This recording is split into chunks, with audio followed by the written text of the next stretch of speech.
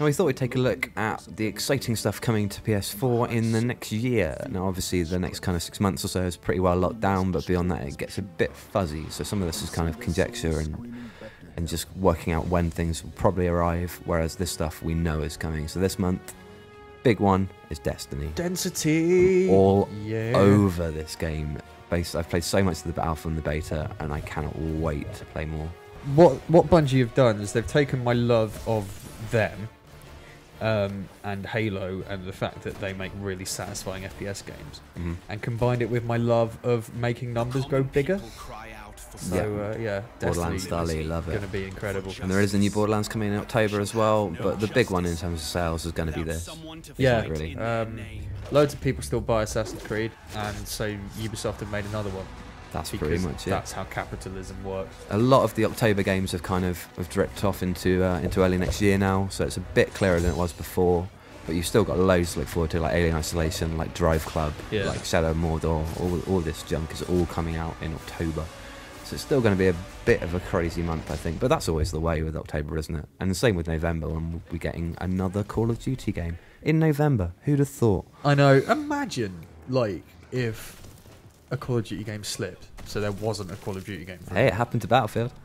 It did happen to Battlefield, but I don't know. They've always said that they weren't annualising Battlefield, whereas they've been very open with how annualised COD is. That's absolutely true. But again, November's looking a bit crazy. There's loads of good stuff coming out, as well as this Call of Duty Advanced Warfare, which will definitely be the big one. Yeah, I'll be interested to see how it does, because I think the Call of Duty mountain may have peaked. I don't know. In terms of sales, I mean. Yeah, for sure. I'll be interested to see how it does. For sure. And December is kind of always a dead zone, but we reckon we'll probably have GTA by the end of this year. Like, it's got to be this year, surely. Like, I think it would make a lot of sense, and I also think that you're right in that it doesn't really matter when it comes out. They don't need to stick it in October or November with everything else. No, it would sell if they brought it out on New Year's Day. It would sell bucket loads. they could bring this out on Christmas Eve. You know, it really doesn't matter. They could do that. They would really screw so many people. Oh, can you imagine? Like, if it does come out on Christmas Eve and you work in a game, like I feel for you, because I used to work in game and I know what Christmas Eve is like. Yeah. Then we move forward into next year. Yeah. So January, again, normally a quite a quiet period, but at Gamescom, Sony said that all of their major first-party stuff was coming out within the next 6 months, which puts it in January or February, which means we could in January, be playing Bloodborne. I think they're full of it. I don't believe him for a second. Really? Yeah. As much as I'd love for this to be coming out in January, I don't buy it. No. No I know what you way. mean. I know what you mean. But I think it's going to be 6 months away. my fingers and toes are still very much crossed, because damn, I want to play this. Oh yeah, prove me wrong by all means. Then February is the order. It's the order on a lot of things now. Like we were saying earlier, like a lot of games have slipped from proposed like October, November release dates, and they've all kind of fallen into February, March time. Well, it's just Christmas 2, isn't it? You've got Christmas 1, which is like October, November, and then Christmas 2, which is like February, March. Yeah. And Christmas 2, like the last few years, has been better than Christmas 1. It has, to be honest. yeah. And it's shaping up that way again.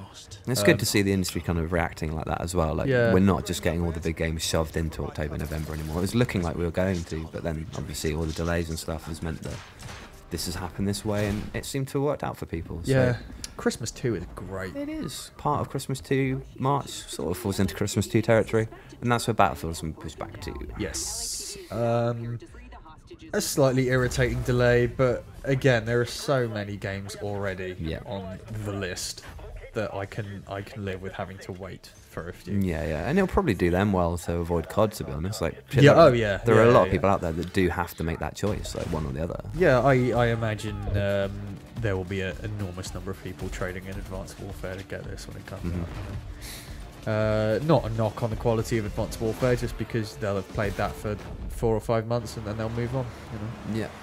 Moving ahead on to April, when the schedule at the moment is actually barren, but for some reason Konami have put Metal Gear down as Q1 for next year, even though it's a massive open world stealth game and they've only showed off one portion. Yeah, I don't buy that either. Like, I originally estimated that this wouldn't be out until like 2016. Mm. And I'd go Christmas next year. Yeah, I think the end of next year is possible.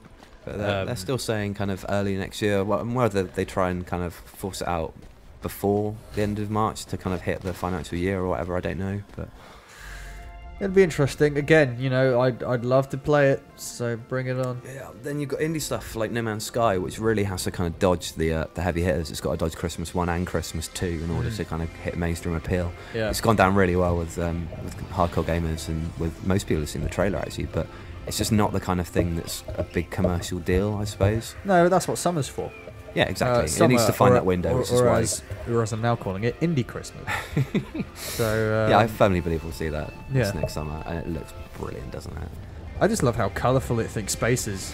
I'm like, you know, hey, this game looks awesome, but have you guys seen space? It's like, it's just black. It's not like red and stuff. Have you been to space? No, but I've seen it a few times. Okay. Yeah. I guess that counts. No Man's Sky looks excellent. And speaking of games that look excellent, yeah, Rainbow Six Siege. I've been wanting a new Rainbow Six for a long time. Yeah, I didn't think I'd get really excited about a new military shooter, but there you go. I know, right?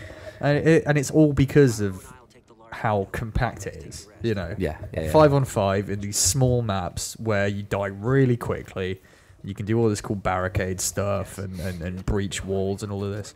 It looks excellent, you know. Yeah. Like I think if you're playing this in like 2 teams of 5 where everyone's talking to That's each other, the way to play, isn't it? It's it'll always be been the way to play like Rainbow Six. tense and tactical and just really exciting.